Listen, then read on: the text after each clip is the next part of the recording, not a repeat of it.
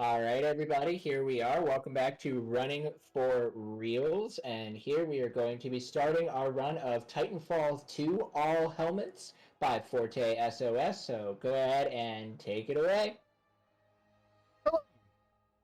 I'm Forte. I been running this game for about 2 years. Top 28% runner. I don't remember what my all helmets run, but this is a pretty fun, really fast paced game. Uh, and with on commentary, it's going to be Snugglepug with me. Hello, yeah, I'm Snugglepug. I've been running the game just a little bit longer than Forte has. Former top 10 runner. Pretty much retired runner now, though, but still love to do some commentary for us. So let's just hop right on into it. Uh, Before we start, I will say there is a lot of movement tech and stuff to talk about right at the beginning here. And so we're going to try to do our best to talk about all of it. But once, if you want to know more, because it is going to be a very brief description, the Timefall 2 Discord has all the information you'll need. Uh, and so I'll count down, and on go, we can start the timer. 3, 2, 1, go. All right, everybody, welcome to Titanfall 2. This game has been a love for us for so long and for so many, and we're so happy to be here to share it with you. Getting into it, so Titanfall was built on a modified version of the Source Engine. So if you're familiar with any real major Valve games, specifically like Half-Life, a lot of the tech you're going to see in this game is very carried over from that Source Engine, and you're going to see a lot of that. So the first two tech you're going to see here at the start, you're going to see what's known as air strafing and slide hopping. Air strafing is you're going to see Forte going back and forth in a side-to-side pathway. What that does is we're not holding W, and in the Source Engine, that subverts the speed cap the engine puts on you, meaning that you're always gaining speed and you're not capped at any speed. So you're seeing Forte here, they're holding either A or D, whichever direction they're trying to go, and slowly moving their camera in kind of a slalom way. That allows us, like I mentioned, to build up speed and to not lose any as we're going through the air. Slide hopping is very familiar. If you're familiar with the term of bunny hopping, bee hopping, the only difference is we're holding crouch during it because we have the slide mechanic. That allows us to subvert a lot of the ground friction in the game and continuously build up our speed of air strafing while losing as little as possible on the ground. So that was our first opening section. We're here in a firing range. Forte just picked up a little bit of a hidden weapon for us that we're going to use. We're going to skip a reload animation there by holding our reload button. And now we have some damage boosting that you're going to see here. Damage boosting is going to happen a lot throughout the run in very key sections. Here it handles a little bit differently because we're in a simulation environment, meaning that it's impossible for us to die. So we can just kind of hold grenades, have them blow up right in our face, get the maximum amount of speed boost we can out of them. Throughout the run, you're going to see more of this, but it's going to be a lot more careful because we don't want to die. But we'll kind of mention that as we go. And this is an all helmets run. It's more or less our 100% category, so Forte is going to be kind of taking some different lines to grab those helmets like you just saw there. So here we got. I can talk about another mechanic that you'll see a lot. Wall kicks. When you hit a wall, if you hit off as soon as possible, you'll actually gain speed off of every kick, unlike just the standard wall run, which brings you to about 30 kph. And then there's a modification of that we can do by abusing the fact that when you crouch and are forced off a wall, in this game, it gives you a small speed boost. So you can mix that with the wall kick to do something called a crouch kick and just get an extra handful of kph and just really build up the speed as we go.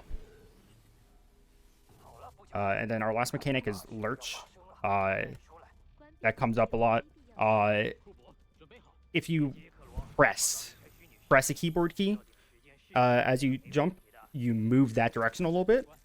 And so we try to avoid that as much as possible by doing what we call no lurch movement, which is where prior to jumping, we'll be holding whatever keys we need to do, whether it be AD or WA and D, to do a double jump or run off a wall, so that when we start to strafe, we're not pressing a button, but we're instead releasing all others, and so we won't accrue that lurch unless we want to. Yeah, so if you want to pay some attention to Forte's key overlay and their inputs, you're going to see a lot of that no lurch tech we talked about, because it's very important for us, and it has been fundamental in making us go faster and faster over the years with different ways. So that was the end of our first level, our little tutorial level, the Gauntlet. We're going to move into the rest of major gameplay here. Into a level known as BT7274. BT is going to be our best friend throughout the game, and we're going to get to meet him here. So, starting off into this section, we're going to have what's known as grunt section. It's a very quick little section of grunt gameplay because we are not pilots yet. That was us training to become a pilot, but they haven't trusted us yet with our own Titan and our own kit. So we're going to have to try and get to this section without anything to help us, just with our wits and everything riflemen would normally have. So in this section, we're still going to have access to our slide hopping and our air strafing, but it's a little bit harder because if you make any kind of mistake, we don't have the little speed boost that the kit likes to give us. So you can get that speed boost at the very start of the section, and you have to carry that speed through it. Otherwise, you are forced to kind of slow yourself down for a second. Right in the beginning here, we're going to come out. Like I said, that no lurch tech, I'm going to be holding WA and D, so I can immediately start strafing without losing any speed. And we're going to try to avoid a grunt. This grunt can go a number of different ways, and he can just get in your way. Either if he stops you in place, we essentially have to sit and wait, or if it's just really awkward, we can just kill us by a drop pod that we'll hopefully just hear and not see.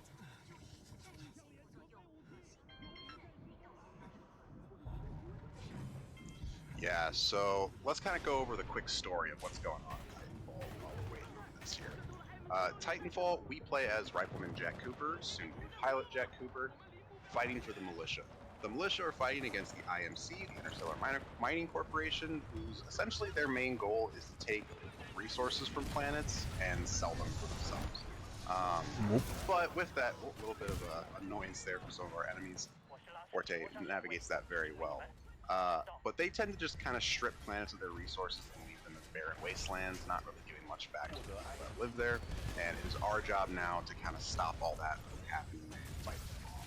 And here we have our little our mentor, Ty Lastivosa, is going to come in and save us from certain death from that Titan.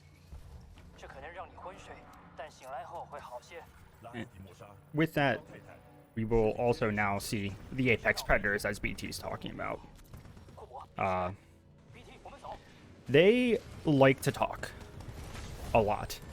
This opening cutscene is fairly long, and it's very nicely known as the 18-hour cutscene, due to a dialogue that is stated right at the beginning of this next section. But this is really the introduction of our main enemies of the game, these mercenaries, the Apex Predators. You have Blisk right here, who I can make his little collar jiggle. You got Sloan over on the left there. Not Blisk, this is Richter. That's Blisk. Walk you up now. And then there are two others that we'll see a bit later. Yeah, so our whole job here is the game's essentially introducing us to who our main enemies are going to be throughout the game, and we're going to see each of them as we progress throughout it. And we will be fighting most of them. Yeah, so that opening cutscene we call it 18-hour cutscene because it feels like it takes 18 hours, and because it kind of prefaces the entire game where Blisk says we have 18 hours to complete our job.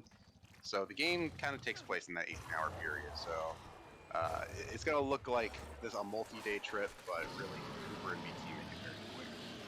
Here we're waking up from our little bit of a forced coma after Lastimosa saved us. Lastimosa's going to save us one last time here. and we're going to get our last little send-off for Lastimosa and introduce to BT.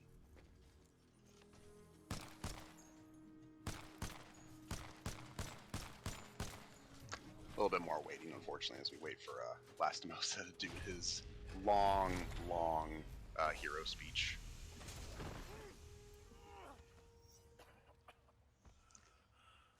So essentially what's happening is that Lastimosa has suffered, unfortunately, critical injuries, and he will pass away here in a minute. As such, he's going to give us pretty much a field commission, and he's going to promote us to the level of pilot. So he's giving us control of BT right now, and he's going to give us his helmet, his pilot jump kit, everything we need to make sure that the rest of this game goes a little bit faster for us. It's kind of funny that his only sacrifice as a speedrunner is just to finally make us go fast, and past that, we really could care less. And this is where the game actually kind of starts. Yeah, so BT is an interesting level because, and it's a really loved level by experienced runners and hated by new runners because we've just gotten this jump kit. That unlocks our double jumping, our wall running, all of our cool tricks. It needs to calibrate to us and get used to our body before we can do any of that. So you're going to see a lot of like slower movement. I'm sorry, not necessarily slower movement, but we aren't allowed to double jump, which is going to make these lines very exact to avoid these rocks. Because these rocks have very, very precise hitboxes that if you hit them in just the wrong way, you're going to kind of go flying backwards and lose all of your speed. So navigating that without a double jump is a very fun challenge when you get used to the game, very annoying when you're new to it. So Forte grabs that helmet, they're going to come up, jump off the wall there. Forte's picked up the EVA 8 shotgun, a fully semi-automatic shotgun that is going to basically be our best friend throughout the game. It allows us to take quick shots without really needing to aim too much and take out any enemies that get in our way, because we want to avoid them as much as we can. But enemies like this one and this one here, they just like to stand in our way. Coming up to Death River here, this is a very aptly named section. It is hard for new runners. You're going to die a lot there.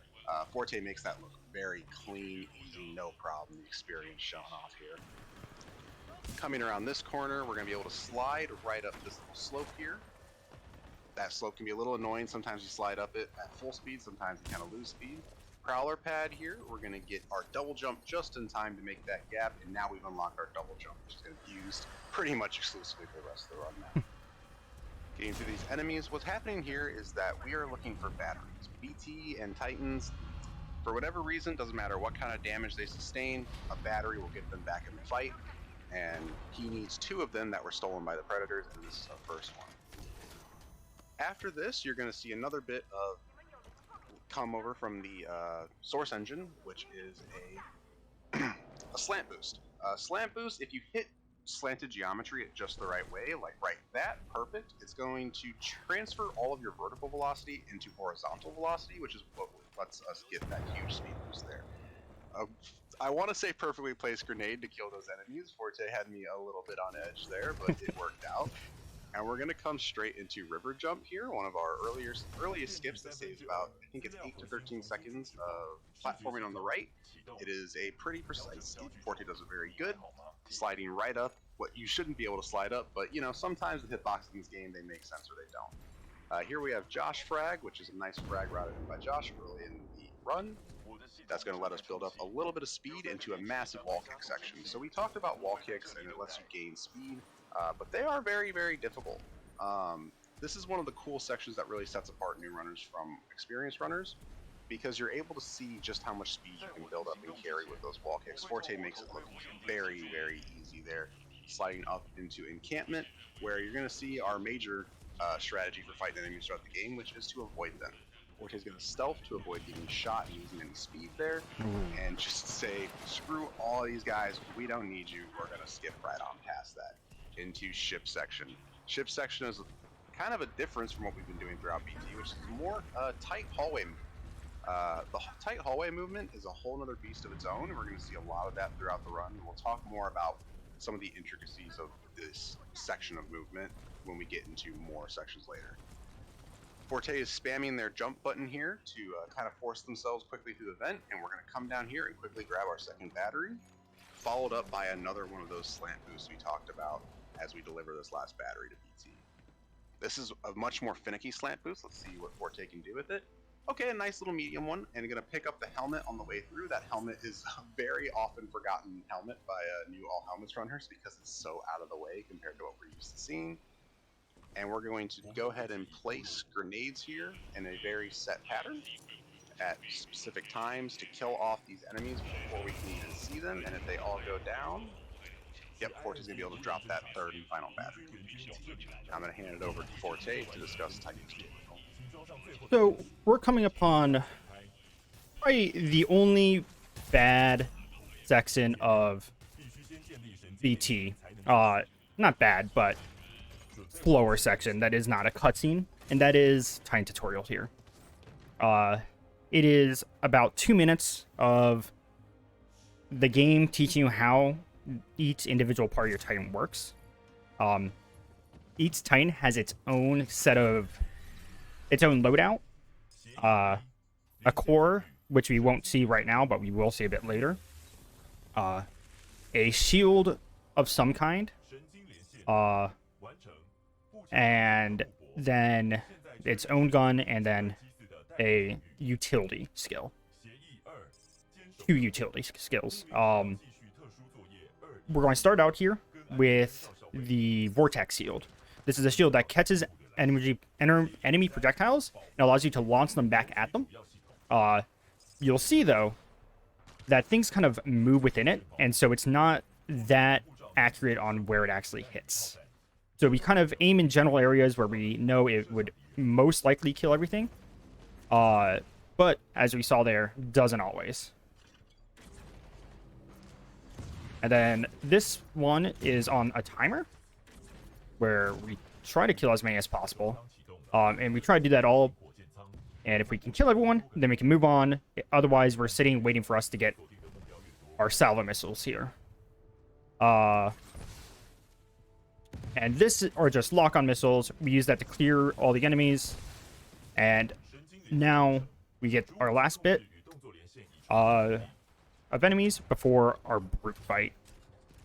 Brute fight is a fun little mini boss, I would call it. It's your introduction to Titan combat, and we're going to stand in a specific spot, spawn to manipulate his spawn. I'm going to come over, drop our electric smoke, and then shoot his critical point, and then catch the bolts that he was then catching, and clean off the rest of his health. And now I'm just going to wait for an audio cue in which we will then move on to next level, Blood and Rust. Yeah, so that cool little strat that you just saw, the Vortex Shield, called Know You, named after Brian Otto, who found it. It's a much faster way of doing that fight and a much more consistent way than what we used to do. We're going to move into our next level, like Forte mentioned, Blood and Rust. Blood and Rust is a lot more of that tight hallway movement we were talking about, and this is where you're going to see a lot of skill from Forte here. We talked about Lurch. Now, Lurch, we talked about how to avoid it. We didn't talk about how to abuse it yet. And in this level, you're going to see a lot of abuse of Lurch for what we call tap strafing. Tap strafing is where we actually use Lurch to do really quick, sharp turns, like 90-degree turns through hallways. What we do is, instead of trying to avoid it by holding A and B, we're actually going to spam W to force it. That Titan very rarely gets in your way, but when it does, so when Forte's spamming their W key while quickly whipping their mouse around, or their look around a corner, it's going to cause Forte to lose a little bit of their top speed while also getting around that corner much faster than you'd be able to usually. I'll point that out as those sections are coming up. But here, all Forte wants to do is grab that Titan loadout, which we'll talk about at King Fight, and then just get out of BT. We don't really want to be in BT as much as we can avoid it. BT is very, very slow. We are very, very fast little pilots. With that comes a little bit of trade-offs, though. Here, we're going to come into Tone Room, where Forte is going to time their stealth ability to avoid these tones. These tones are either aimbots or they're not. It just kind of depends. Sometimes they'll hit you one shot, sometimes they'll ignore you entirely, so stealthing there kind of manipulates that. Ah, crap. I forgot to grab the helmets. Ah, no. Yep. Sorry, the all helmets part was, I'll go back and grab those. Yeah, so unfortunately we forgot to kind of practice for all helmets. We'll come back and hit any helmets we forget throughout the run. Blood and Rust is one of those that has so many helmets that they're very easy to forget if you're not kind of used to running all helmets. So like Forte said, we'll come back at the end of the run and make sure to grab all those. So here we're going to see a little bit of that tap strafing we talked about here. Oh, unfortunately, Forte got a little bit caught up, maybe a little bit here. Yep, a little bit of tap strafing there for us. And we're going to come through Sniper Canal here. All these enemies carry Kraber snipers, which deal a ton of damage. So we want to kind of try and avoid any of that damage when possible. And like I said, it just kind of depends on whether or not they want to hit you or they don't. It's up to us. Or I'm sorry, it's up to the game and a little bit of RNG. So there's our, not really our first helmet, I think it's our third helmet on the level, but first for us, a little bit of tight tap strafing through this very tight hallway. This is a very difficult hallway for most runners. And we're going to come up on this trigger here. And Forte is going to take a hard left turn from where we're supposed to go to grab this helmet over here. And then come up where we need to go. And we're going to enter into grunt hallways. Grunt hallways is very annoying because it's filled with a ton of enemy grunts. And they kind of decide if they want to get in your way or not. Yeah, we can shoot them if we can react fast enough, but sometimes they like to just stand in your way and kill your speed. Forte making quick work of this, though. Let's see if they can finish it off strong. There's the one little grunt that can get in your way right. And Forte is going to make a quick corner climb here up to grab a very out-of-the-way helmet, which is all the way up here. Normally, we would just skip this entire section. But gotta grab the helmets as we come by. Forte's gonna grab that grenade launcher we saw on the gauntlet level, and going to come into this section. Here you're gonna see a bump launch. We're gonna talk about how bump launches work at the end of the level because we can show them off. Instead, we're gonna talk about our upcoming skip here known as Sludge Skip. Sludge Skip is our first major skip of the game that's going to let us skip about a 3-minute annoying fight section. You're seeing Forte, we're able to talk to BT with our input dialogue. Forte is actually hitting those at very specific times to make sure BT doesn't hit. So you see that Forte hits it just then, and Forte is going to come over to where BT is stuck standing due to that dialogue. Oh no. There's the tiniest of gaps there, and I managed to go through it. Yeah, so Sludge Skip is one of those skips that I think runners like to take for granted. It is such a big skip for us, and you get so... BT's being nice, though, so we're good. BT is going to be nice, and then we're going to just embark BT through the wall and skip an entire, 3 to 4 minute fight sequence there. Usually we'd get that a little bit faster, like Forte mentioned. They kind of had a little bit of a slip-up. It happens to the best of us. When we do our tournament runs, some of the best runners get beat just because they screw up Sludge Skip. It happens, but Forte made quick work of the backup and gets through. So now we're going to see Kane fight here. Kane fight is our first boss fight of the game. Kane is going to be Hex Predator like we talked about.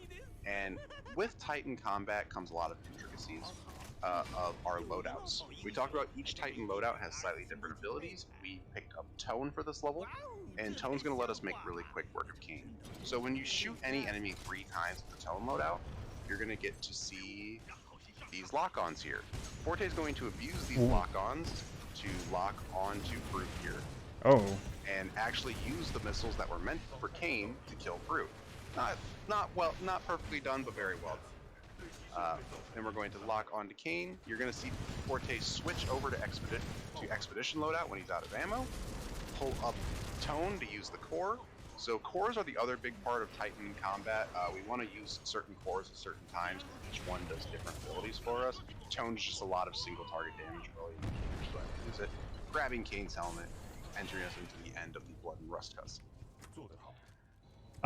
And so now we have I think it's 59-second long cutscene, but I can talk more about bump launches, since they happen a handful of times within the game. Within the run. So when you hit a wall, normally you run on it, but if you're crouching when you do so, you will just bump off it like that. That actually refreshes your double jump. And so what we can do is we can get in a corner, hold directly into it, and then just mass jump. And what we'll do is bump off of each side and just get a boost of speed based off of that. And so you can get to places you shouldn't be, or very high very quickly. And so we use that anytime we can to get very quick, very fast vertical height. and it's very useful in Blood and Rust there because we had to climb that entire up to that last helmet, and I think we use it a handful more times just for small little climbs. But we're into the Abyss 1 now. So this is going to be a bit different than all the other levels. It is our primarily Titan focus level, minus this opening movement. So I'm going to come in here, collect this first helmet, do a couple damage boosts. I can actually die here, unlike the Gauntlet, and so I have to be careful to make sure that I don't kill myself with this EPG. We get these 2 helmets, and then we enter BT. We'll pick up our next loadout, but I'm going to talk about Titan movement a little bit. Titan movement, much like pilot movement, you can strafe when you're in the air, you can lurch, all that stuff, but BT also has this habit of throwing his weight everywhere he goes. If you try to make a sharp turn, you will not be moving at all. And so what we're going to do is we're going to dash every time we turn. We're going to try to keep a dash always charging. And also we're going to try to hit triggers properly on this level so we can get to something called wall boost at a proper time, hopefully. And I'm just doing this small climb here to get to this helmet. And then we'll get back in BT and hit trigger here that causes a wall to move down there. And then we're hoping to dash at very specific times here to get pushed by one of the walls that are ahead of us. So, and hopefully, whoop. Unfortunately, there's 3 things that can happen there. You can either be able to walk out, you can dash out, or you have to disembark because of this guy's in the way. Oh. That guy went to the worst position possible. Yeah. And so we unfortunately have to disembark, and then we'll come in here, kill these 2 guys with Scorch. Scorch is just great at melting enemies that are very close to you. We'll pick up this last loadout here, Brute, dash off, and then we'll get our last helmet down here. This is going to be a bit interesting one, because I'm going to grab it, and then quit the menu. Reload checkpoint. This is the fastest way to get back up. And then we'll come into our brief little pilot movement section. Yeah, so this is some more of that really tight poly move we talked about. It's a fun little ending to this level that has been optimized and re-optimized more times than I can count, that it's become an actually very competitive level. For the most part, Titan movement, there's a little bit you can do to get better at it, but that last section can really set apart experienced runners from new runners like we talked about. So there at the end, you saw Forte drop down to the bottom of the level. There's actually an end level trigger there that activates that we wouldn't be able to hit until we hit the button that you saw Forte path to.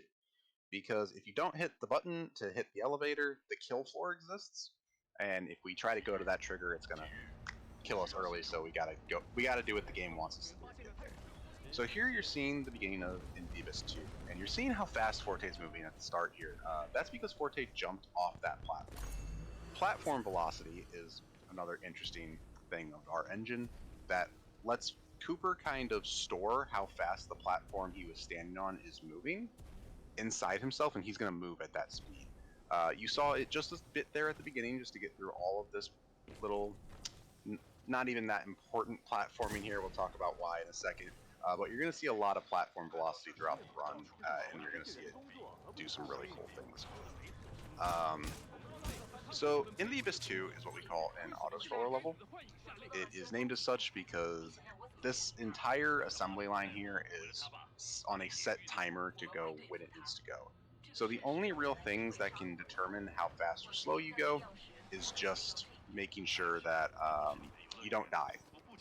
Now, this level becomes really fun on all helmets because usually we go to the right there and skip all of this platforming, but because they hid the helmets throughout the level, we've got to kind of figure out how to get there. Our goal is to get to the final platform of this level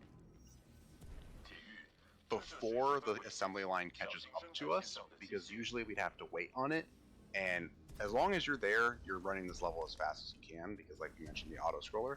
Instead, Forte has to take here a lot of very weird angles off the assembly line to cross this giant gap, because usually it helps you get there, but obviously we're well ahead of it. And going to come down all these pathways to get all of our little helmets.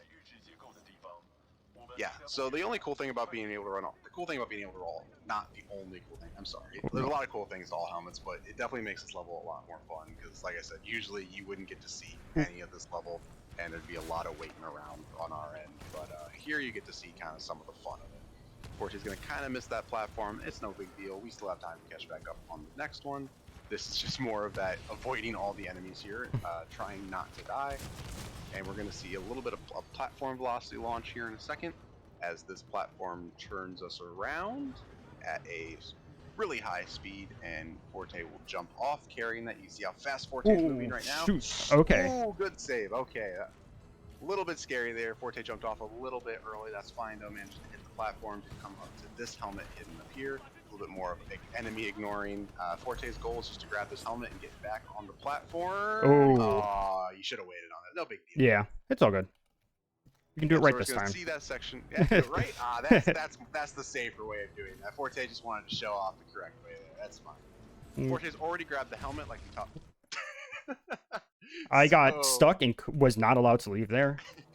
These are all awful.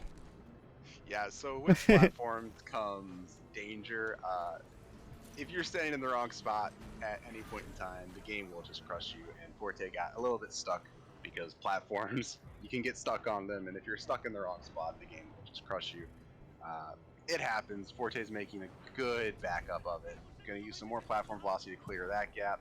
Now there is the platform we're looking for. This is the platform that usually we're waiting on for a long time, but thanks to the beauty of all helmets, we're able to just get right there on time.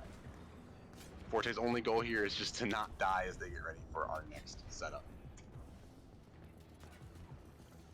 Yeah, so there's a lot of waiting here, and I'm trying to avoid that and these. Those electric smoke grenades, if they hit this this arm, it can just carry it with you. And those ticks deal a lot of damage. But yeah, so we're now on to our next section. Yeah, so here is a little bit of a waiting section as we wait for the game to bring us where we need to be. And we're going to talk some more about the platform velocity, because we're going to see something really cool called dome launch here in a second. So, like we said, platform velocity lets Cooper kind of store any movement of a platform in himself when he leaves the platform. So as such, at the end of this level, you saw Forte doing a pretty exact lineup here, and you're going to see that the arm is going to move in such a way for such a split period of time that when Forte jumps off of it, they should, hopefully, go flying up super high to hit a trigger that we need to hit. Now, there's a lot of ways to get around it. If something goes wrong, there's a ton of backups that we can do. But ideally, we hope that it goes right first time, and we'll be able to hit that trigger. In the normal game, this is like the only real way you can lose time off your run, because the auto scroller forces you in, but this trick you gotta land. Let's see. Forte's gonna get a little low, no big deal. Oh, and I got knocked away from the wall, unfortunately. Yeah, so with platform velocity comes a lot of finicky stuff where you can kind of hit a wall and just get rocketed in a direction that we don't want to go. So it's a very dangerous trick, and it's annoying. Let's see. There we go. Looks very Second good. try. Second try, perfect. Forte is going to hit the trigger right there. Now, usually this is a little bit of a waiting section for us, but because it's all helmets, you're going to get to see a little bit more of the level that we usually skip. So we actually have time to hit that trigger, and during all this dialogue for Forte to come back over and grab the last one of this level. And as long as Forte can get back on these moving platforms before they get there, you can get crushed here. Forte is not careful. Forte does it well. And we're going to see the next major skip of the game. That's going to skip another arena fight similar to Sludge Skip. You're going to see Dome Skip. Dome skip is an incredibly difficult skip that has been taking years to perfect and master. It takes thousands of hours to get good at, and I'm just kidding, it's that simple. It is just as simple as walk out of the map through a wall that has no collision. And so let's talk about why this skip works, because I told you this skip's like a 3 to 4 minute arena fight coming up here in a second. This dome is not the dome that the fight takes place in. You're seeing right now we're out of bounds. What's going to happen that's very interesting is that here in a second the game's going to fade to black, and we're going to get teleported to the dome that the fight actually takes place in. And because we're getting teleported from our position, we're actually going to be teleported back inside the map, and we're going to be able to set up right above that end level trigger, and we're going to fall clean well into it and just skip the entire fight. You'll see the fade to black. Forte is going to jump to avoid any issues here and going to slide down into the end level trigger, ending into the Abyss 2, bringing us right into the Abyss 3. And there's going to be a lot of rapid fire movement here again. This is a lot of that inside tight hallway movement with a little bit of tight movement at the end. You're going to see a couple fun little skips coming up, but first Forte's got to get through all of this tight tunnel movement here. So here you're going to see Forte doing more of that spamming his jump button to bounce his head off the wall and kind of get through just a little bit faster than usual crouching. We're going to come right up. Oh, I'm sorry, we don't do cylinder skip in this. Yeah. Because with all helmets, you did not hit the button. I did not want to hit the button. Oh, okay. All right. All helmet strats have changed a little bit since I've run. So Forte's going to grab the helmets that's hidden there.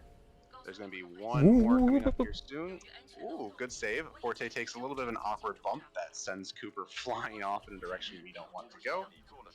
Instead, Forte's going to take a nice little backup to get himself right back up here into Decept Caverns. A little bit of tight enemy movement, getting around enemies. If we touch any of them, we lose speed. Unfortunately, Forte's going to bounce off the head there. But that's fine. Forte's going to get where they need to be, which is right at this platform as it comes through. Jump off of that, take a quick wall kick, and soaring through our second helmet there. Straight, ooh, a little bit of a mantle there, unfortunate. But Forte makes it look easy, embarking BT into our Titan section. Now, with our Titan section, we're going to see our next major boss fight, but we're going to skip it. We usually fight Ashir, the resident robot of the Apex Predators, but her fight is really finicky and annoying. She moves very quick. She has a fast Titan that is not so easy to manipulate. So we're going to take the very safe and consistent route of just skipping her. So here you're going to see Forte make use of Brute's hover ability, which we're going to see a little bit more throughout the run. Get up on this pipe, walk over to this part of the pipe, and disembark. And now simply we're out of bounds. This is known as disembark clipping. Essentially letting us, when you disembark BT, the game wants to find the closest spot for BT to stand, and it just so happens that in this section, that closest spot is out of bounds, so it forces BT and Cooper out of bounds. So that whole area you're seeing below us, where we would usually fight Ash, gonna go ahead and skip all that. Gonna take some very dangerous looking invisible platforming here, another disembark clip. And then Forte is going to hover up to the top of this tunnel outside of bounds and going to hit the end level trigger that's kind of hidden out of bounds. That's hidden both inbounds and outbounds. And we're going to go ahead and now skip that entire fight, and that is the end of Into the Abyss 3. We're going to enter Effect and Cause here in a second, and I will give it over to Forte to discuss what they're doing. So, small little thing. Outside of load screens, you can't buffer inputs. It's specifically movement. With every level except this specific moment. So I need to make sure I'm not hitting anything, or else I will move forward and get caught on a ledge and never fall. It's the only menu in the game that lets that for some reason, or the relevant one, and just a nice little thing, oddity. But we enter Effect and Cause 2 here, Effect and Cause 1 here. So essentially, we're now in a lab. That the IMC was holding the power source known as the Ark. This is probably a lot of people's favorite set of levels, and you'll see that we'll be jumping back and forth a lot in it. So we're here because we are supposed to rendezvous with Major Anderson. That was awkward, but it's better than soft blocking. And we're doing that because that was Lastimosa's mission. But because Lastimosa died, we ended up taking on his mission for him. But as you can see, Anderson died. Somehow got stuck in this floor here. So we're going to take his helmet so we can see his logs. And we instead are going to take on his mission for him. And specifically trying to figure out what happened here. So we're going to give this helmet to BT. And this is a fairly long cutscene. But in the meantime, we have our 2 helmets here we can grab. You can grab these in any order. It saves no time because we're just waiting for BT to finish speaking. So we're going to come over here, grab this one. The awkwardness that is that ledge. Like we said earlier, a lot of things are very specific for some reason in their collision. So you can just not, like, you can just fall on the weirdest thing, hit the weirdest things and lose all your speed, even if you don't see them. Like, last level, a tiny triangle on the ground, I mantled on for somehow. But yeah, we're going to come up here, and we're going to instead wait for BT to listen to Sarah. And while doing so, we are going to hit the dialogues here. We talked about manipulating the dialogue earlier with Sled Skip, so we made sure BT stayed in place as long as possible. Now we're kind of using it so nothing proceeds if dialogue's on the screen there. So we're going to choose the shortest options to make BT move to the place that we need him as soon as possible. So we're going to come up here and catch the zip line as BT has as it's going up, and right at the top to save about 17 seconds. Or if you miss, it's 17, I guess. About 10 seconds. It's really quick. It's really nice. Time save. And we're going to enter the facility to find the other half of Anderson's body. And we're going to come up to a little trick that I'm going to try called Faster Than Light. Faster Than Light was found by Brian Otto, and it's a cool little thing where we're going to abuse the fact that this laser grid exists here in one timeline, but not the other one. So we're going to line up. Ooh, those get bounced off it, but and I was a bit too far in, and so I just collided. I just got pushed outwards and not by the laser grid. But we could carry all that speed throughout. But it also has a chance of soft locking, so it's not always the worst to miss it like that. And it's fairly tight. Yeah, it's definitely an incredibly difficult trick, like Forte mentioned, and even when done perfectly, it looks really fun. But even when done perfectly, if you make any little slight mistake, like Forte said, you do run the risk of soft locking yourself. So sometimes it's good to miss it, just because you don't want to lose all that time to that soft lock. So we're going to jump into Effect and Cause 2 here. Effect and Cause 2 is one of our pilot heavy missions. There's a lot of waiting around in it. But the movement in between it is very fast-paced and very fun to do. So here we're going to pick up Anderson's little wristwatch here that's going to let us control time. We haven't talked too much about the time there. You get the cool little prompt, press your button to time travel. So the way that Effect and Cause is set up, you're noticing that we're switching back and forth between the current kind of destroyed timeline and the couple weeks ago timeline before everything went wrong. The first level was all about kind of the game doing it to us. Now we have, Forte goes for a grenade boost there. We talked about how perfect those setups need to be to avoid death. Forte just threw the grenade a little too early, or I'm sorry, a little too late. Forte does it well. That time gets stuck on this enemy that can sometimes get in your way. So we'll talk more about how the time travel in this level works on Effect and Cause 3. Because we'll have a little bit more time to talk about it. For now, what you need to really understand is that Forte is just hitting the button when they need it to switch the time period. And to our first little cutscene of this level, known as Anderson 1, it is the first of the 3 times we're going to hear Anderson talk. 2 of those we're kind of just stuck in a room waiting for him to finish what he's got to do. So a little bit of a kind of just figuring out what we can do to have some fun because there is not much to do in this tiny area. When Anderson finishes his dialogue, Forte is going to take a line up here to kill this enemy as soon as the door opens, jumping in with speed. Gonna come over here and grab our second helmet of Affecting Cause. Beautifully done. Into this room, Anderson 2, immediately into a second little waiting area that Forte is going to use the time while they're here to set up to use a pretty exact setup for a grenade boost to get the most speed while also avoiding that death that you saw on the last grenade boost. So essentially what's happening here is Anderson was sent here to kind of figure out what the IMC was up to, and Anderson's discovered that, hey, they've got a really big weapon here, and it's powered by this thing called the Arc, the thing that the Apex Predators are tasked with protecting and delivering, and we're kind of tasked with making sure the IMC doesn't get it.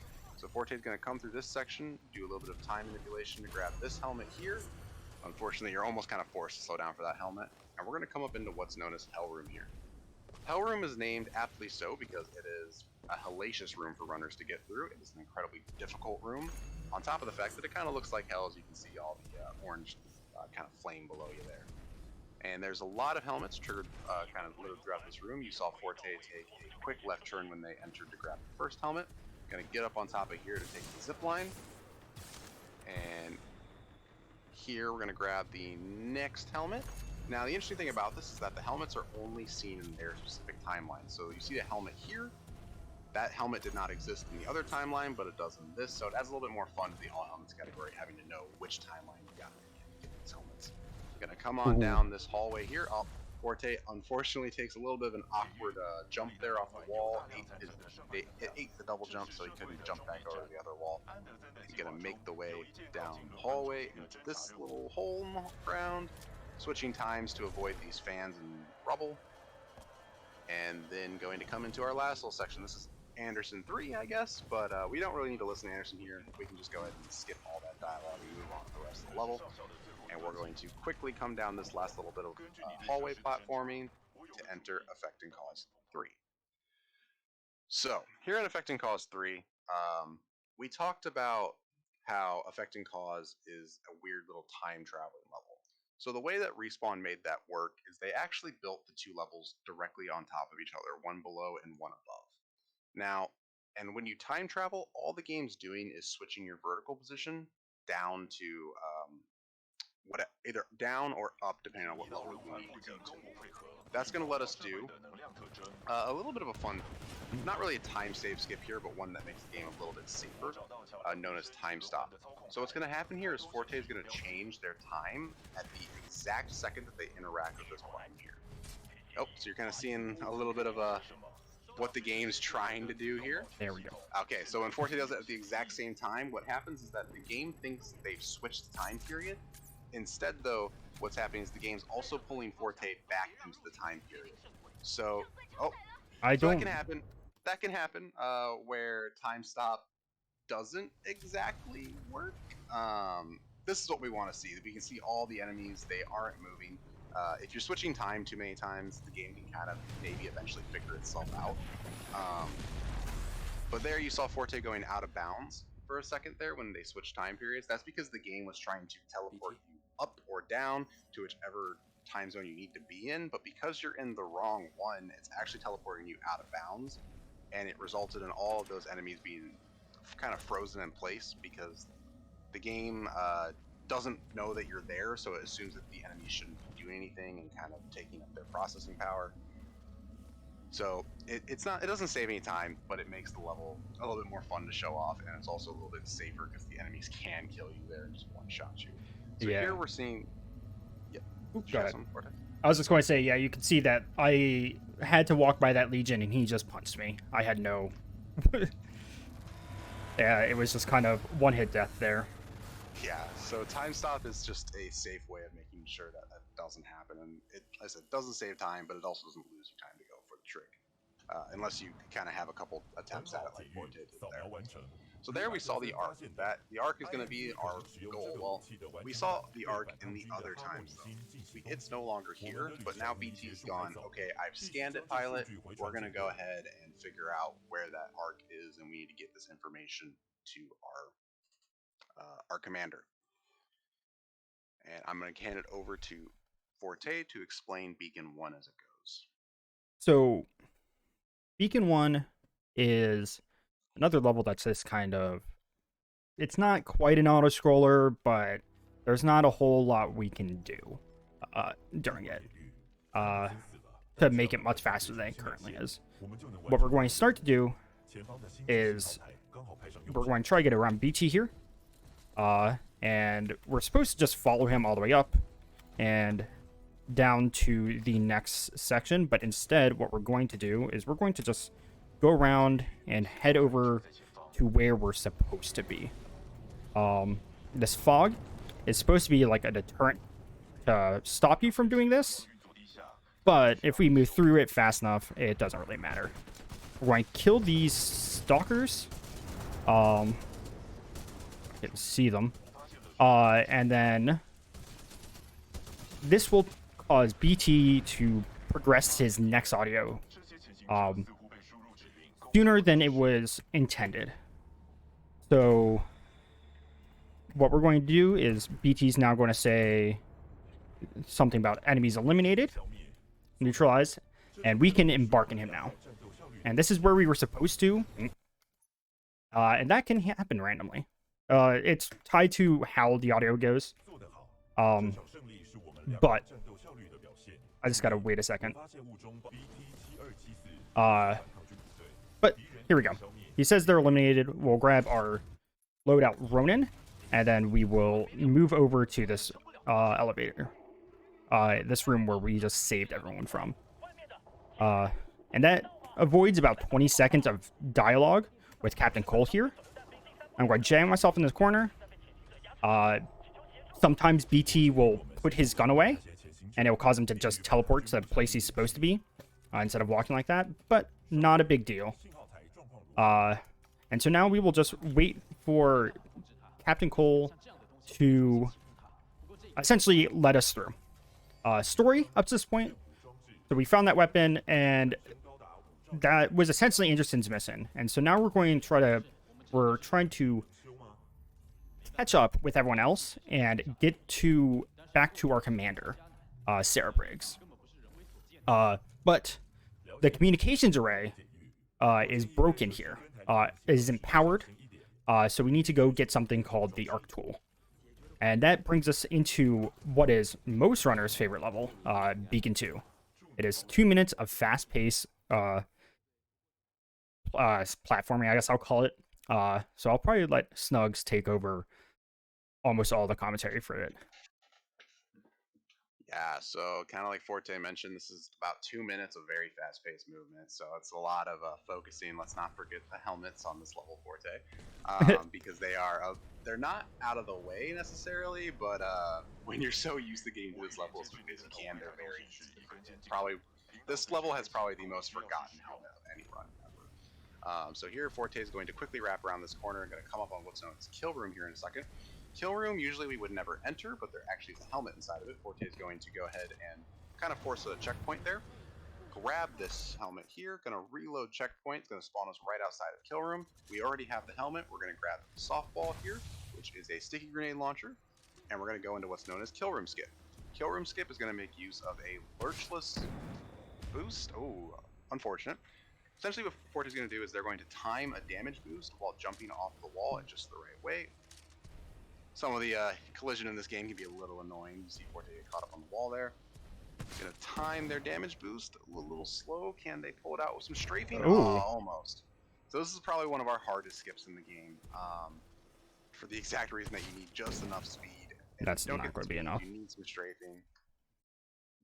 So ideally you want to get this in about 3 attempts, but it's a run showcase, so it's fun to just kind of show off what we can do. That's a perfect one. Good speed there. Wall kick there. So we've got helmet 1. Helmet 2 is going to be coming up here a little bit later. Essentially what we're doing is, like Forte said, we're going for that arc tool to kind of turn everything on. To get there, we're going to fly right up here. hit a button that's going to turn the fan off. Forte is going to now be able to fall all the way down into fan room here. There's a little invisible wall. There's a little bit of an invisible wall there that for some reason we're able to run on, grab that arc tool, and now we get to start the rest of this level with this, having control of all the fans and the doors and all that. So using the arc tool to open the door, I'm gonna run over on this side and grab this helmet up here. I think I have it. There we go. So this room is very annoying. You only really get one shot with the fan, which is why Forte had to come all the way back down. And that is the second helmet of this level. We're going to come through in the heatsink room here, making use of the arc tool to put up these walls that will block the fan flow, allowing us to run.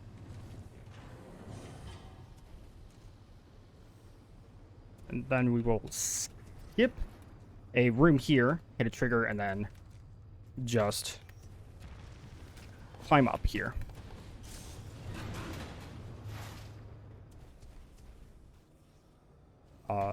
This entire section does not have a lot less friction, so we can kind of use it and get through this last section real quick.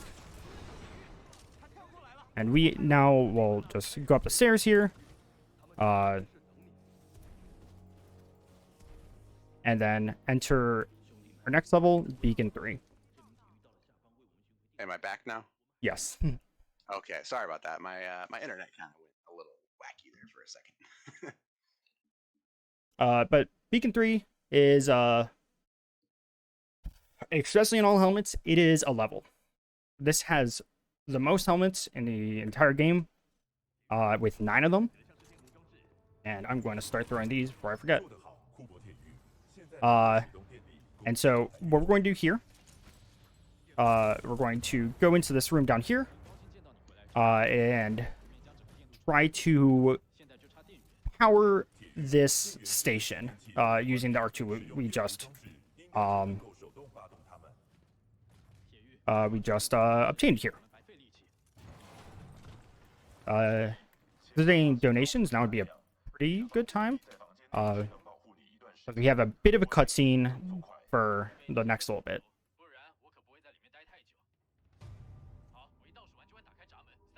We don't have any donations just yet, but I would like to remind people of some of the incentives that we have coming up. Specifically, a whole lot of Shaq Fu incentives. The closest one right now is watching all of the cutscenes. That is currently at $63.25 out of the $100 necessary. And we also have a bonus run of Shaq Fu for the Game Boy Advance. I don't know why Gooby keeps playing all these different versions of Shaq Fu, but that's his prerogative. That is for $100. And then we have having the game audio on for the Shaq Fu run, because there's a reason for that. That is at $200. And then for $500, we'll get a bonus run of Shaq Fu for the Genesis. So some of these are a bit off, but they're all very much reachable. Yeah, definitely donate towards Shaq Fu. You'd be super nice. So you should watch their runs. But yeah, as you can see here, everything kind of broke as we went to power it on. And so now we have to go fix it ourselves. Because Jack is carrying the entire militia on his back. And we are now going to do something called moon boots, and then probably the hardest thing in all helmets, super curveball, where I'll let Snugs take it over from here. Yeah, so here you're seeing moon boots. What's happening there is Forte is jamming BT into a wall at the same time, or into a corner of the wall at the same time that they're hovering and disembarking, which is going to let the game kind of think that Cooper's still kind of hovering outside of BT permanently. As such, we are given about 15% less gravity, so you're seeing that Cooper here is a little floaty, takes a long time to get back to the ground, and that's going to let us do something really cool here. So if you've never seen a full speedrun of this game, if you have seen Titanfall of anything, you've probably seen this part of the speedrun. Now it's going to look a little bit different in all helmets. In the normal game, we call this super fastball. In all helmets, we call it super curveball, because usually we have to go through a certain path to hit all the triggers to make sure the level doesn't soft lock on us. For all helmets, we have to hit all the helmets they hit around, and this is a very, very difficult strat that Forte should make look pretty clean. So curving over to the left here to grab helmet 1 there, taking some jumps off these platforms, hopefully gonna, just barely enough. Ooh, that's not enough though. Not enough speed, unfortunate. So like I said, this is a very, very, very hard strat. Mistakes are unfortunately bound to happen sometimes, but we have all kinds of backups to get where we need to go to that Forte is gonna make quick work of to grab this helmet. So yes, it is possible to do this entire section with all of that speed we got from BT throwing us. But like we said, it's difficult. No fault to Forte for having a little bit of a mistake there. They're gonna, like I said, making use of quick backups to get us where we need to go. Usually we would avoid this room entire. A little bit of a jank with the game there. Usually we'd avoid this room entirely, but they did hide a little bit of a helmet in here. And we're going to immediately come right back out, and now we're back on the normal path for the level. Forte's going to grab this wall run around the building to avoid everything inside, take a little bit of damage boost to speed themselves back up. And we're going to come up on a Grav Star boost here. Now, Grav Stars are kind of unique in the way they function, that they have a set timer before they explode, so Forte is going to place it. Going to wait for that timer to go off, grab the helmet. Ooh, a little bit late. Gonna try to grab the helmet at the exact second that it went off to get this boost. Gonna take the backup way. Didn't like that one, no problem. We're gonna go for it again. Take a damage boost and gonna fly all the way over that gap with our less speed. Usually we'd have to move this thing closer to us, but instead we're gonna say, nah, forget that, and we're gonna go ahead and boost over that massive gap, grabbing this module. So this module is what we need to fix fix the actual beacon that we're going to use to communicate with. You can see smoke coming off of it, so apparently one little tiny fix is going to, stop all that. We're going to take one last damage boost here for return. Forte gets a decent damage boost, not going to have enough speed, that's fine. Usually we'd like to place another Grav Star to try and get our speed back. Instead we have backups in case anything goes wrong there. Taking a lot of wall kicks here through this section to try and gain our speed back up. This is a very, very cool section to watch because there's a lot of knowing which platform you want to hit and when, and so many different ways to go through it, so many different backups if you have just the wrong amount of speed. Instead, usually we'd want to go across this platform without hitting the zip line. Instead, Forte's got to come, slow all of their speed down just to pick up this helmet that's way out of the way. Take a bit of a damage boost there. A little bit slower than we'd like to go, so Forte's going to grab the zip line to carry themselves across, and we're going to come into our arena fight here that I'm going to hand over to Forte. So this arena fight is a bit specific on how it goes. So these enemies actually are on an endless wave. So we need to kill specific ones, and we're going to kill these before they come out of the dropship. Thank you, Smitty. And then we're going to kill all the rest.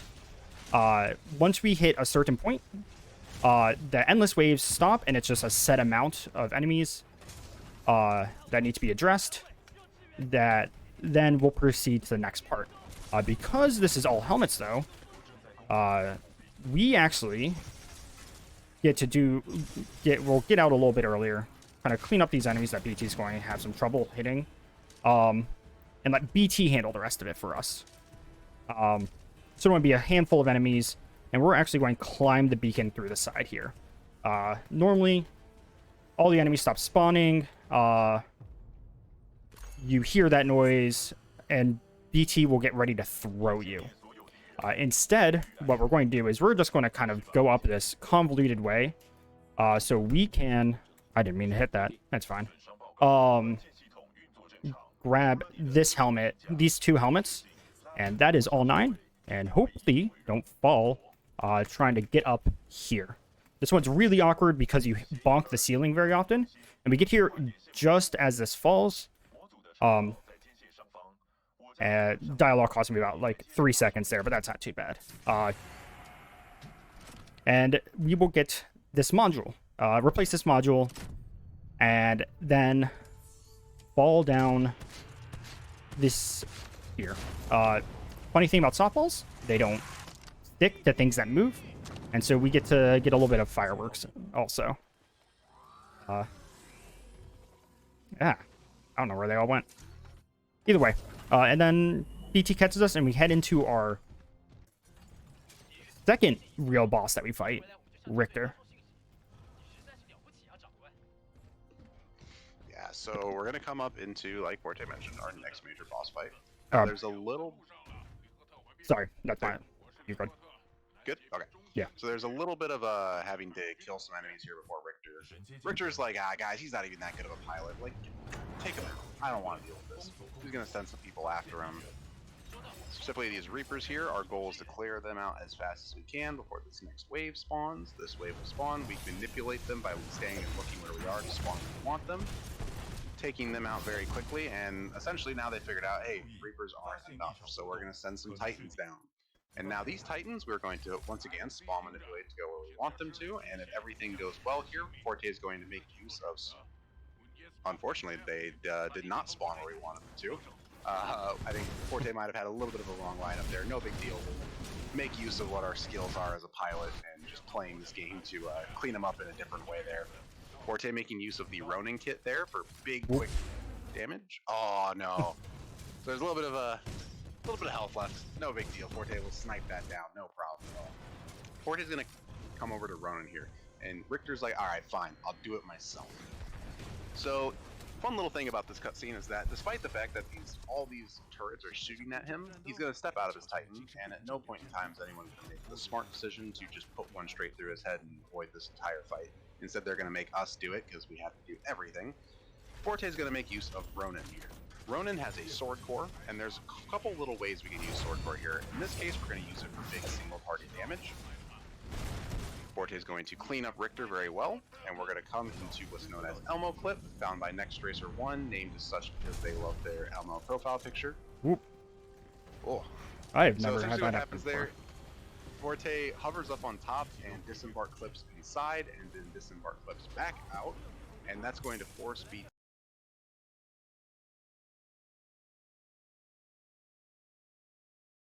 to kind of... That forces BT to teleport. Am I still here? There you go. Okay, sorry about that, folks. So, disembark clip, and that's going to force BT to kind of teleport where we need him, skipping a long waiting period of that elevator getting where it needs to be. And now we just kind of wait for all that information to get transferred to Commander Sarah Briggs. And we are now kind of waiting on very, very long cutscenes of just kind of waiting for her to do her dialogue, waiting for BT to tell her what's going on, then when she's going to come down and talk to us. It's a lot of waiting. We haven't really talked about the fact that we run this game in Mandarin, not English. Mandarin saves, I believe it's about, 36 seconds? Yeah. Throughout the entire run. About a third of that is from this cutscene alone, so it kind of tells you just how much waiting there is. Yep. Story-wise, so this is the commander of the militia. He is a horrible pilot. If you look at the Gauntlet leaderboard, her time's like over a minute. We did that without killing anything. But she leads the entire thing, and she's essentially field promoting us, like keeping us with BT instead of finding an actual pilot. As we now have information about the Ark and can now go try to find it. Funny thing about this cutscene, there's actually a way to kind of like get some of the stuff in it, but it requires ticks, and ticks are just not feasible to get and not worth the time to do so. But they can actually move around on that cutscene, and they will actually just kill her, and it will skip all the dialogue. Yeah, so we don't like Sarah Briggs for a lot of reasons. Specifically, one main one is that, like, you've seen all this cool stuff we just did throughout the entire game, and Sarah's like, nah, you ain't a pilot. I'm gonna get BT over to a real pilot, guys. And BT's like, yo, did you see what he just did? Like, no, that's not happening. She's like, all right, fine, I guess I'll let you have BT. Now that cutscene's all over, we're stuck in more of a little bit of a Commander Briggs pep talk here, and we're going to enter Trial by Fire, otherwise known as Titan D-Day. So here is going to be our major Titan fights. It's a little Titan arena fight that we're kind of forced to take part in. We have a little bit of ways of getting around as much of it as we can. There is a certain number of enemies that we need to kill in each section to spawn the next wave. So our goal here is to kill as many Titans as we can as quickly as possible, while also killing kind of specific Titans. It doesn't necessarily matter which Titans you kill, but it's going to make the level go a little bit faster. Because Sarah Briggs, like we said, is not a very good pilot, and this entire first half of this level is babysitting her. And we want her to move as fast as she can, so we're going to kill the enemies that she would usually get caught up on, so we can avoid her having to fight people, because then it just takes forever waiting for her to fight someone. She will get stuck on any Titan that she decides needs to die, any grunt that she decides needs to die, and like I said, she's not very good at it, so we want to clear them out before she even gets the chance to see her there. So Forte making good use of the Scorch Kit here to clear out massive waves of enemies. Like I said, our goal is to kill enough enemies to spawn the next wave. There they are. And now we're going to take out the enemies that spawn in this wave. We're kind of favoring the left side here because this is the side that Sarah Briggs tends to take. And if we clear them all out, she'll kind of ignore the enemies on the right side. We're trying to kill enough enemies to trigger the dialogue pilot here with me here in a second, hopefully, while also building up the core that we're going to need to get through the next section. There we go. There it is, pilot here with me. Forte is going to pull out Sword Core here to run up to these Titans, take them out quickly and efficiently, beautifully done, and dead. We have one more Titan here that we need to take out. Oh, good call on the helmet. Forte almost forgot the helmet. I was really confused what was going on there, but really good act done by them.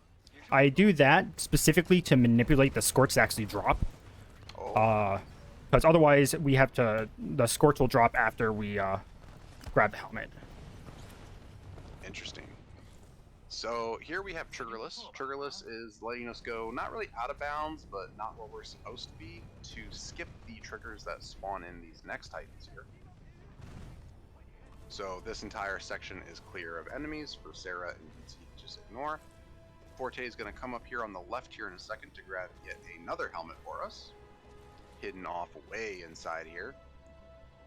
I don't know how anyone finds some of these helmets while casually playing through, but you know, I'm not one of those that looks for things, so maybe some people were, I guess some people were able to find it. And here we're going to re-embark BT. Oh, BT, come on, buddy. Sarah's pretty far behind anyways, so generally, Yes. Good. Generally with Triggerless and then that Sarah just will, the two of them will destroy that Scorch and they'll both be here on time. They must have gotten really caught up because Sarah's really lagging. But she's coming. This very much used to be the bane of this level, is Sarah just gets caught. And we just sit on this elevator waiting sometimes.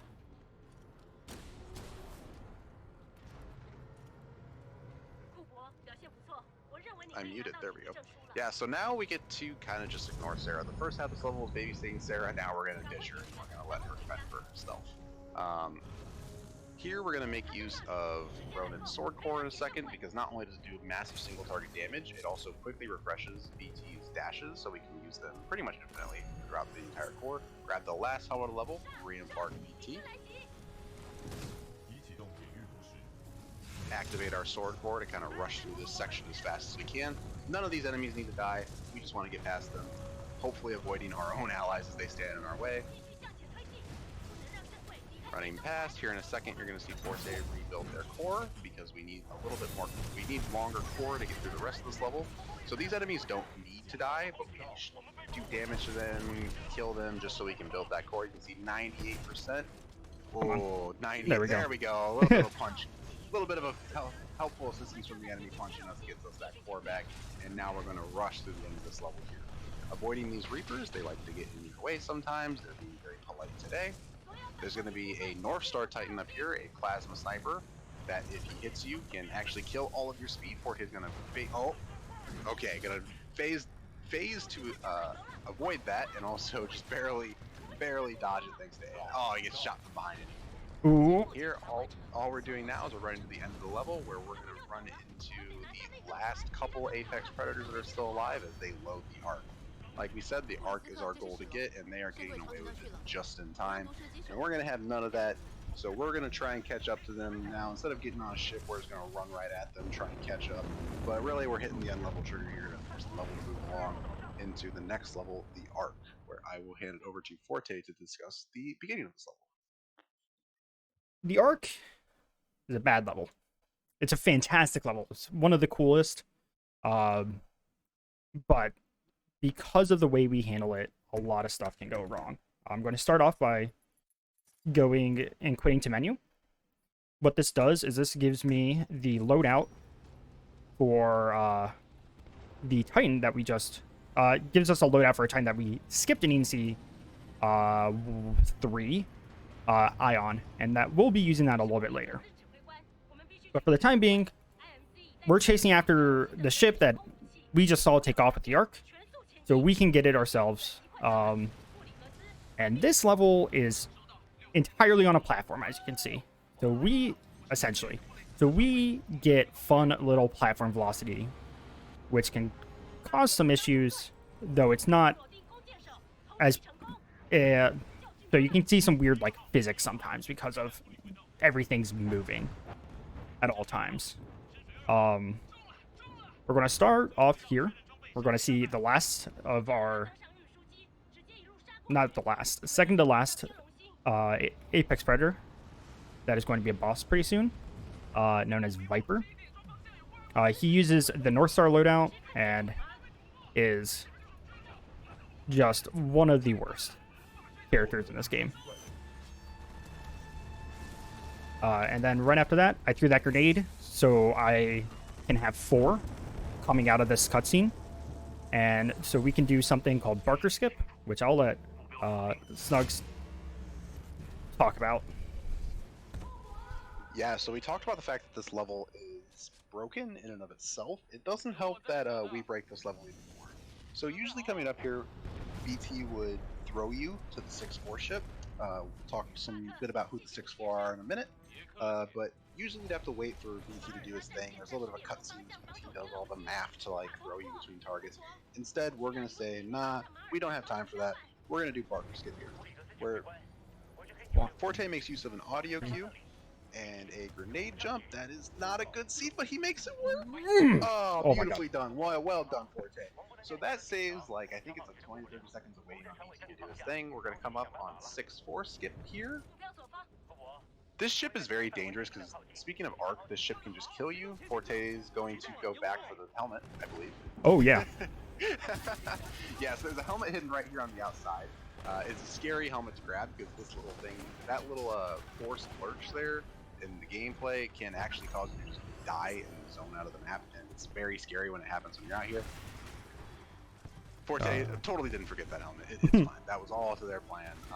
And now we're going to come up on this elevator here that's going to carry us to the next level, and we're going to come into battery, or gun clear. So there are 3 guns here that the reason we entered this ship are to take out these guns here. Now, these 3 guns, we don't actually have to clear the first 2. For whatever reason, as you trigger through them, you're going to see the dialogue go, gun 1 is clear, gun 2 is clear. In the subtitles, maybe? Usually it does. Alright, and then all we have to do is clear gun 3. This is the only gun that we have to actually kill all of the enemies manually. And once they're all dead, the game will just kill the other 2 guns off. Beautifully done. And now we're going to meet the 6-4. The 6-4 are our friends. They're our mercenaries. They have a little bit of morals, so they've decided to follow the money over to help out the militia, and they're going to help us through this next room. They are our friends, and also they can be a little bit annoying. So we're going to come up here on hangar clear. Forte is going to skip a little bit of waiting for the ship to come up. Because... Nah, not in all helmets. Oh, you don't anymore? Oh. There's a helmet. Oh, okay. I still always fall off, so I wasn't sure. Oh, I never fall off. I do things dumb, though. So here we have a little bit of platform arc movement there, and then we're going to come into hangar clear here. Hangar clear is scripted that 6-4 will kill a certain number of enemies in this room. So our goal in this room is to kind of kill off the ones that they kill.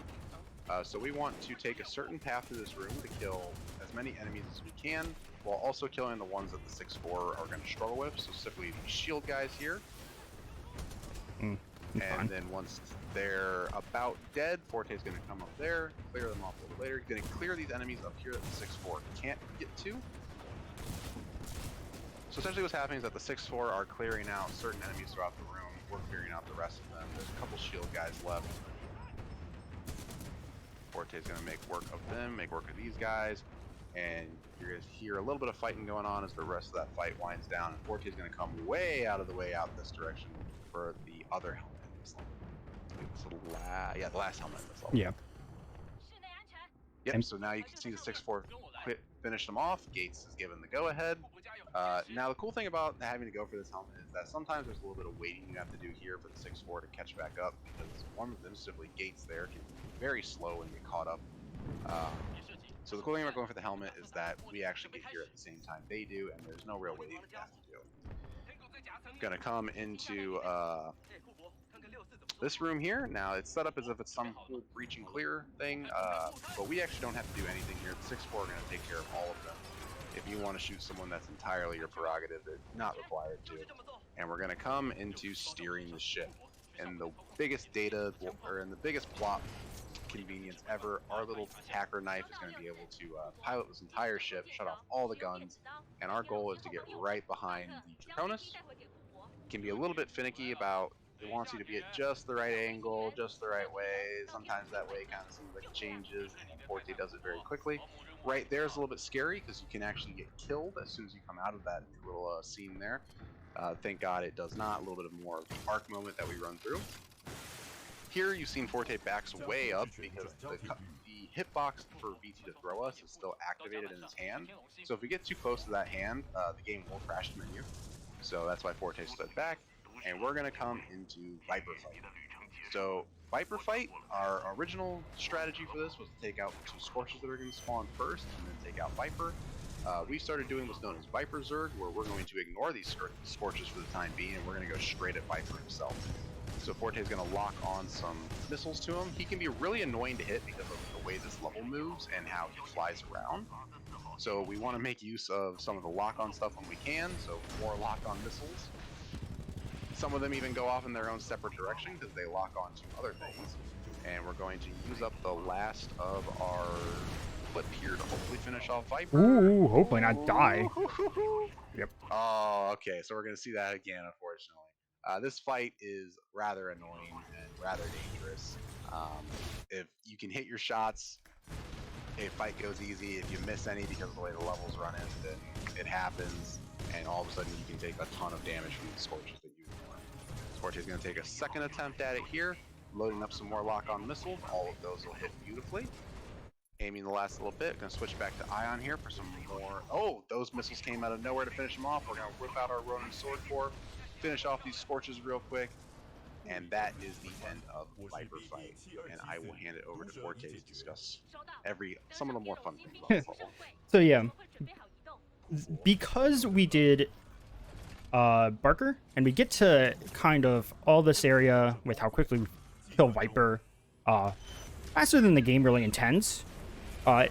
If that went fast enough, we'll see kind of some of the lack of textures we were seeing when we were out of bounds earlier, because we end up outside the play area, like so.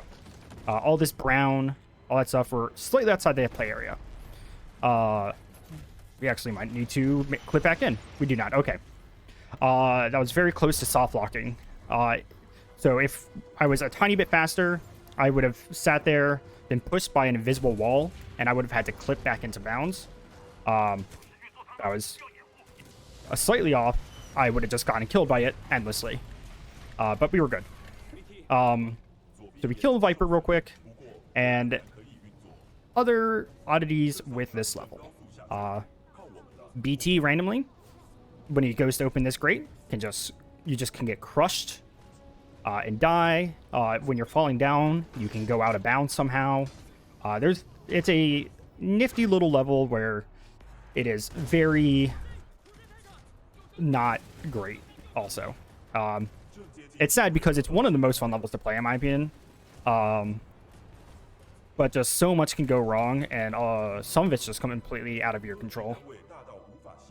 But as you see, BT's destroyed here.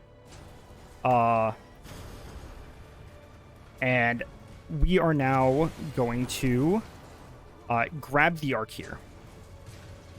And because I forgot those 2 helmets back in Blood and Rust, what I'll probably do is quit to menu after we complete this level, and then go grab those 2 helmets before we finish the game.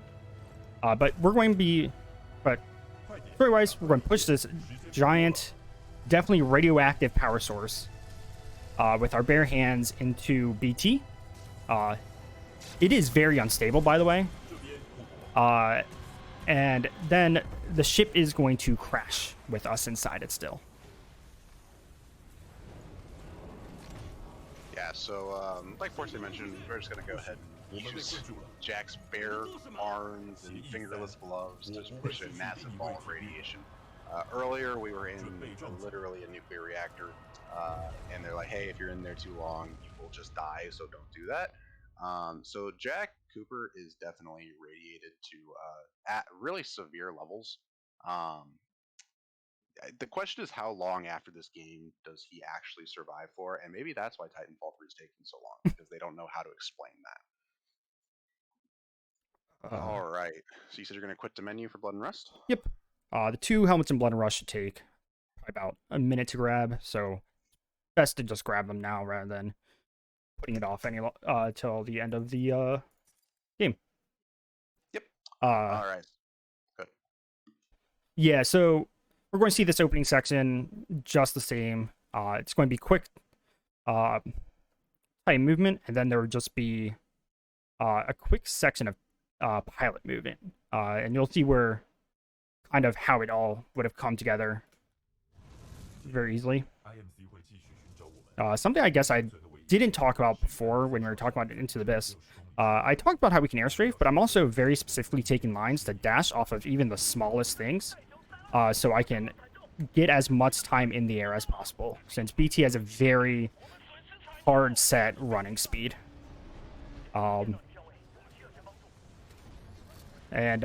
So that's why like the lines we take are what they are. It allows us to just be in the air as much as possible. And then right where we found Tone before, we're going to instead come in here, grab this helmet here, instead of jumping out like we did, and then we will come down. Whoop, get an awkward little lack of slide. The slide's on a timer, and so if you don't give it enough time, you won't be able to slide again. And so we're going to come over here, do a little wall kick here to get over here, and then cloak, and to grab this last helmet. And there we go. That's all the elements in this level.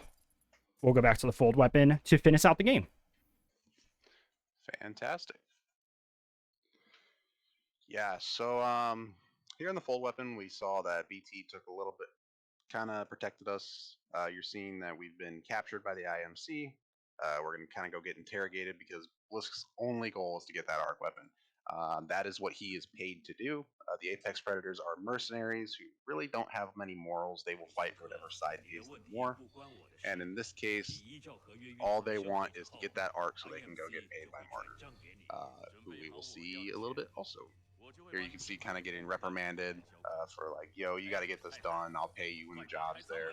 And here we're going to see some fun little things with some of the weird things about this cutscene here. We're getting interrogated. BT will not open up for the arc unless Cooper tells him to. So they're trying to threaten Cooper into giving that up. So here you'll see this. Here in a second, Blisk is going to get so annoyed that we're not cooperating that he's going to just completely break reality to try and scare us here. You're going to see him do a little bit of a hover and fly. Not fly, just a weird little teleportation here. And threatening us with a gun now. Yeah, he's trying everything. He just needs this arc out of BT. BT cannot see us right now, but really BT, all this is going on is coming up with a plan to get us out of this. Here you can see that little teleport there, a little bit of weird sliding around. Now BT's coming up with a plan to get us out of here that's going to involve kind of blowing the whole room up. Blisk is going to do a couple of cool things you're going to see here in a second. Blisk is going to do like a cool martial arts flip, and then immediately after that's done, he's going to fall straight through the floor. So if you keep your eyes on him, you'll see that. At the same time, BT is going to completely traumatize one of the grunts that's currently holding you from what he does to the other grunt, and you'll also see that in a second. So you can see here BT saying, "I got this. Trust me, Cooper." He's gonna open up, gonna assume that that they're playing nice with Blisk, and now BT's gonna make his move. There's the flip we talked about. He's gonna fall through the floor. Here's the trauma we talked about. This man gets utterly eviscerated. There is nothing left of him, just guts as his friend is lit. He watched his friend, who he was holding on to, turn into a pile of red paste.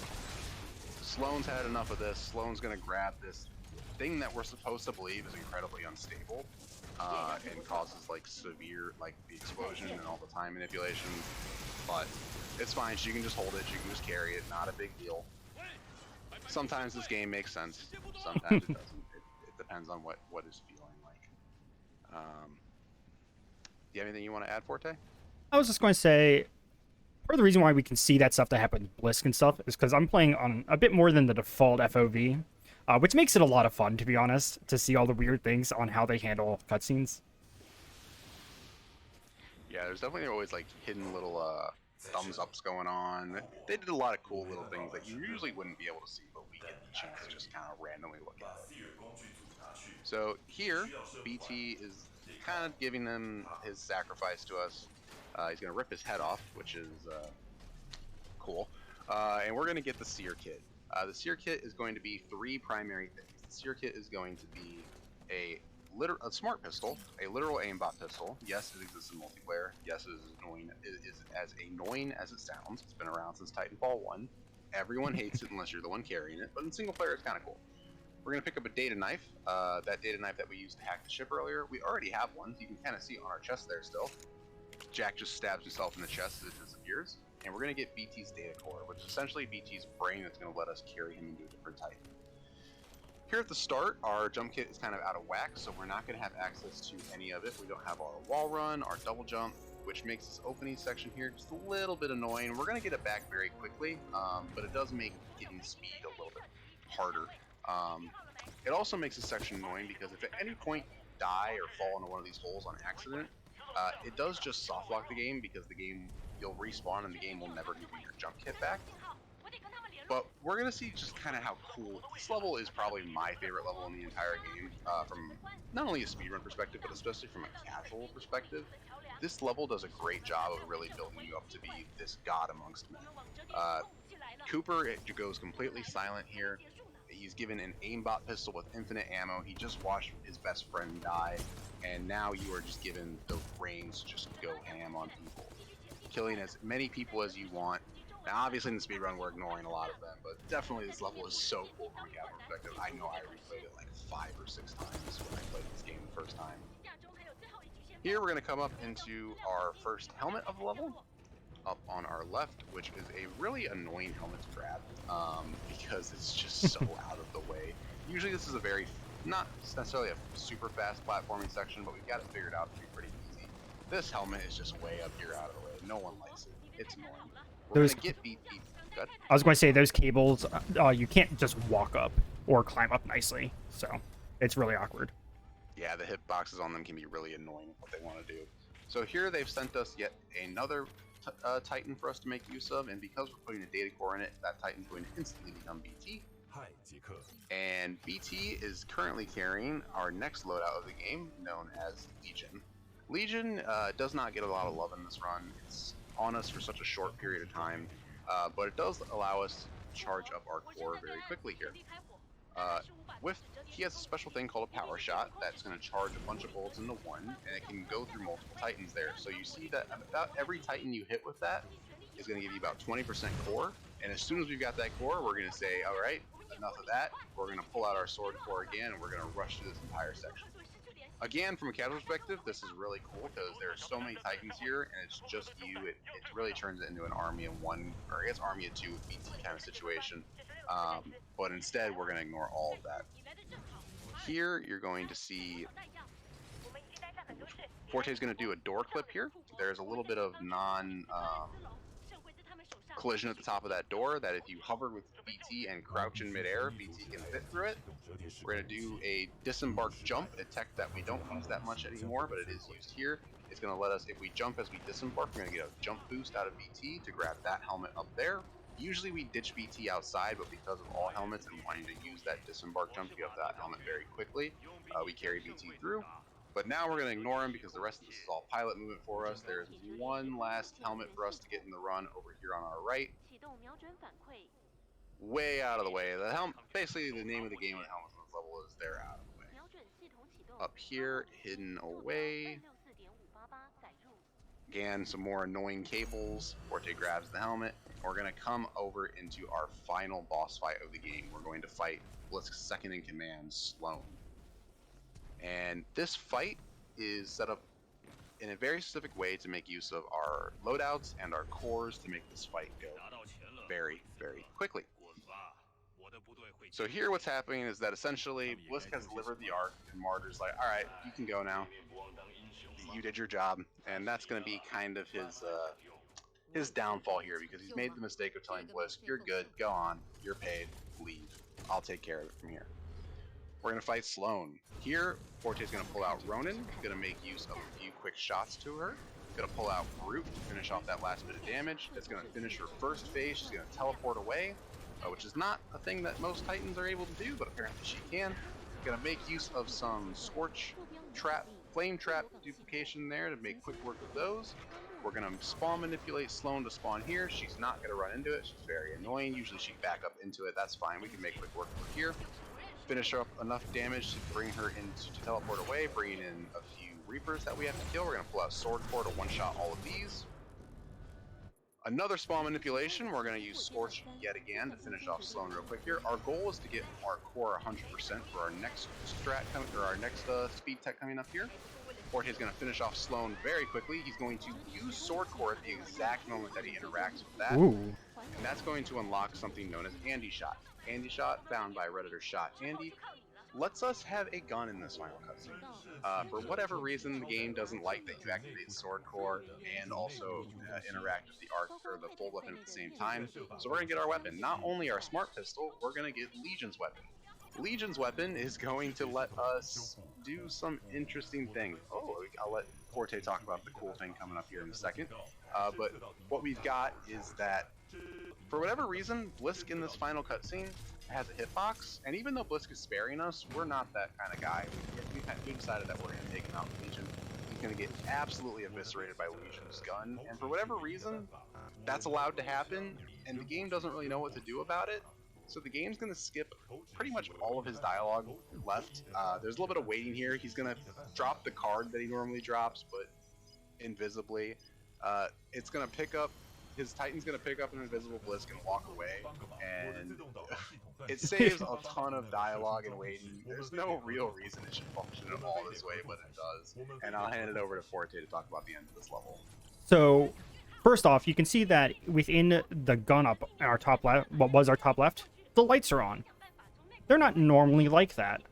So I killed Sloan fast enough in a way that I got something called pre-charge, where this cannon is already charged that we're about to be launched out of. And so I'll hit a dialogue and get launched into it, saving a handful of seconds.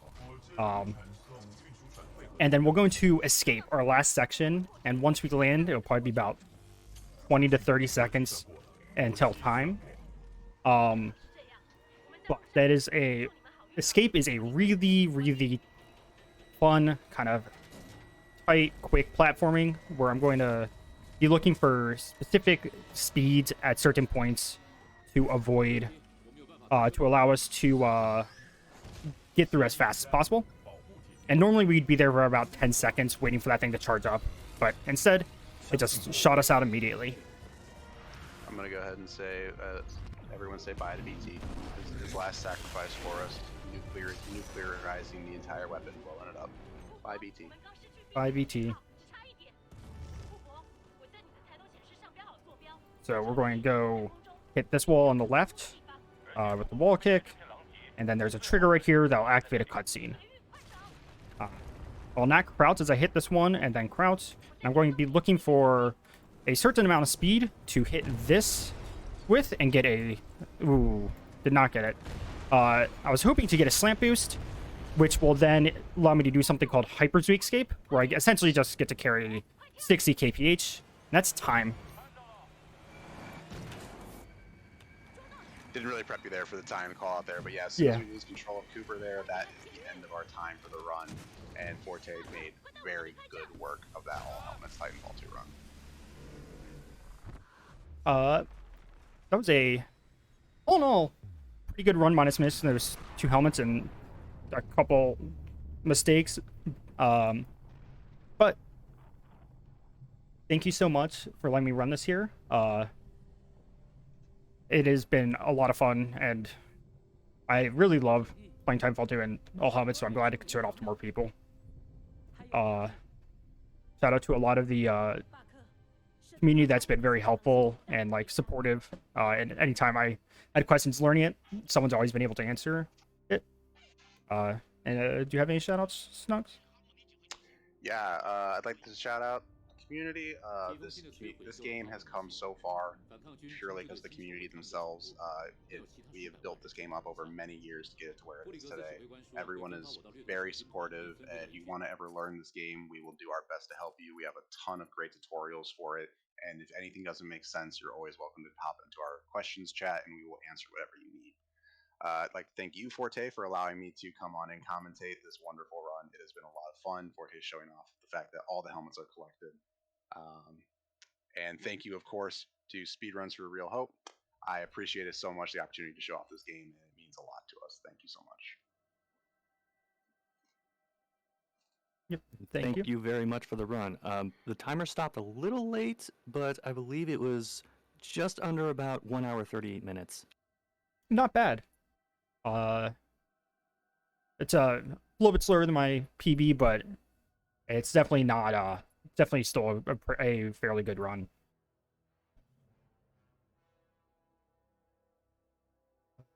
So.